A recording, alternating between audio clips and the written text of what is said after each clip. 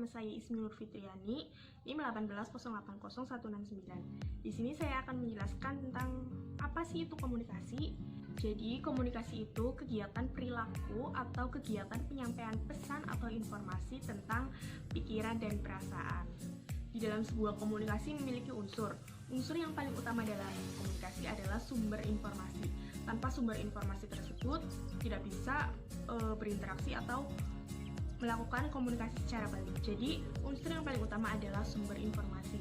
Jadi, sumber informasi itu paling penting, tetapi ada unsur-unsur yang lain juga.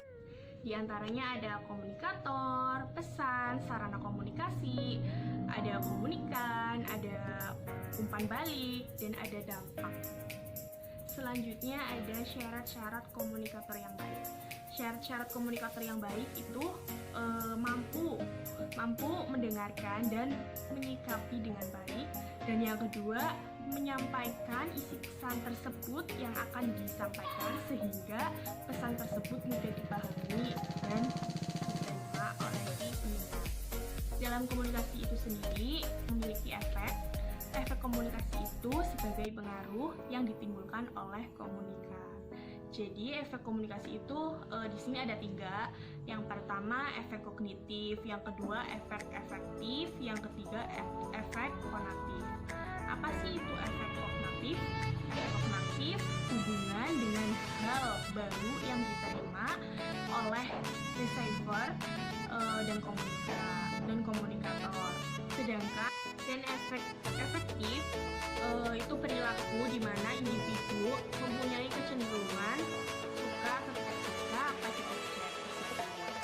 Dan efek konatif itu tingkah laku yang membuat seseorang bertindak sesuatu. Selanjutnya ada peraturan komunikasi. Di dalam komunikasi itu sendiri juga memiliki peraturan atau aturan-aturan dalam komunikasi. Menurut Kamus Besar Bahasa Indonesia,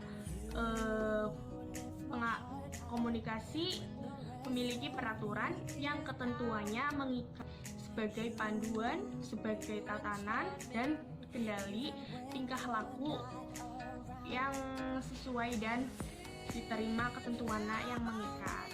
Selanjutnya ada fungsi peraturan dalam kegiatan komunikasi. Peraturan ini sering disebut juga dengan etika atau sopan santun. Dari ini memiliki 3 tujuan. Yang pertama, membantu manusia dalam bertindak secara bebas dan dapat dipertanggungjawabkan. Dan yang kedua, dapat membantu manusia mengambil sikap dan tindakan secara tepat dalam kehidupan. Dan yang ketiga, ada tujuan akhir untuk menciptakan kebahagiaan terlepas setuju atau tidaknya. Dalam komunikasi ada yang terdapat komunikasi verbal dan komunikasi nonverbal. Komunikasi verbal merupakan komunikasi yang menggunakan tulisan atau lisan.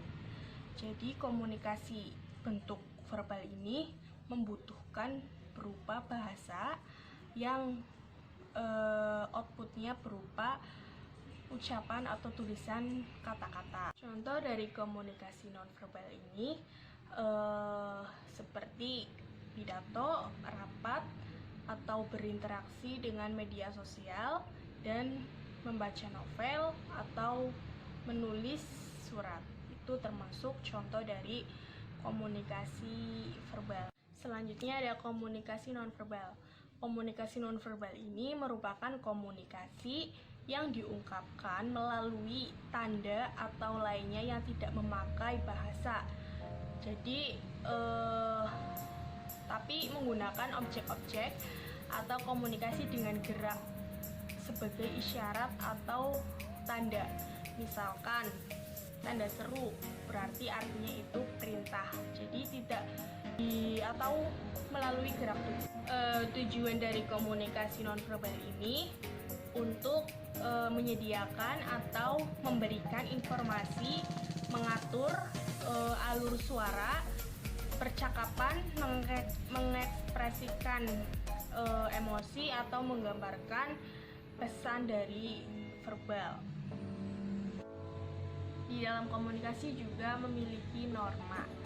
Norma-norma dalam komunikasi. Pengertian dari norma itu sendiri, norma adalah suatu tatanan hidup dalam peraturan hidup masyarakat, sebuah aturan yang sudah ditetapkan atau yang tidak bisa dirubah. Norma ini juga berguna untuk menilai tindakan, atau norma bisa bersifat objektif dan juga bersifat subjektif.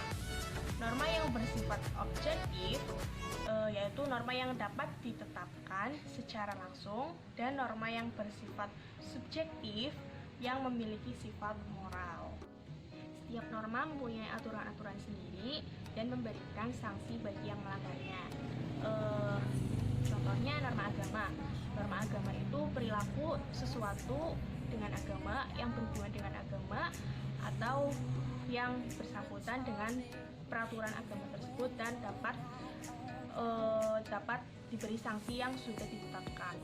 Dan yang kedua ada norma moral atau norma kesusilaan. Norma ini bersumber dari hati nurani atau kemanusiaan. Yang ketiga ada norma kesopanan. Norma kesopanan ini yang berkaitan dengan pergaulan. Contohnya, pergaulan dalam lingkungan bisa dipengaruhi dengan norma kesopanan juga, misalnya pulang larut malam atau tidak memiliki kesopanan. Selanjutnya, misalkan norma hukum. Norma hukum ini peraturan atau kaidah-kaidah yang diciptakan oleh negara seperti undang-undang dan lain-lain.